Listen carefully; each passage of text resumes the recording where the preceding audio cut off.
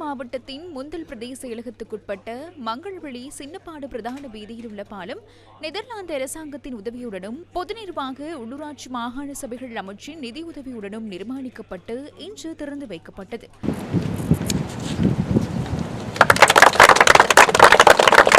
கடந்த 25 வருடங்களுக்கும் மேலாக புனரமைக்கப்படாமல் இருந்த இந்த பாலம் சுமார் 20 அடி நீளம் கொண்டதாகும். இந்த நிகழ்வின் தேசிய மக்கள் சக்தியின் பாராளுமன்ற உறுப்பினர் கயான் ஜனக பிரதம அதிதியாக கலந்து கொண்டு பாலத்தை திறந்து வைத்தார்.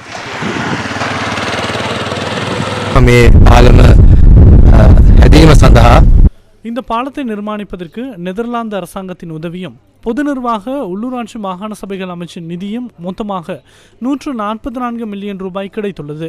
இவர்களின் பங்களிப்பினால்தான் எமக்கு இன்று பாலத்தை நிர்மாணித்து திறந்து வைக்க முடிந்தது. நாம் இது தொடர்பில் இன்று மிகவும் மகிழ்ச்சி அடைகின்றோம். விசேடமாக இந்த பகுதியில் வசிக்கும் மக்களுக்கு சிறந்த தருணம். பல வருடங்களாக நிர்மாணிக்கப்படாமல் இடைநிறுத்தப்பட்டு மீண்டும் ஆரம்பிக்கப்பட்டு தற்போது மக்களிடம் கையளிக்கப்பட்டுள்ளது.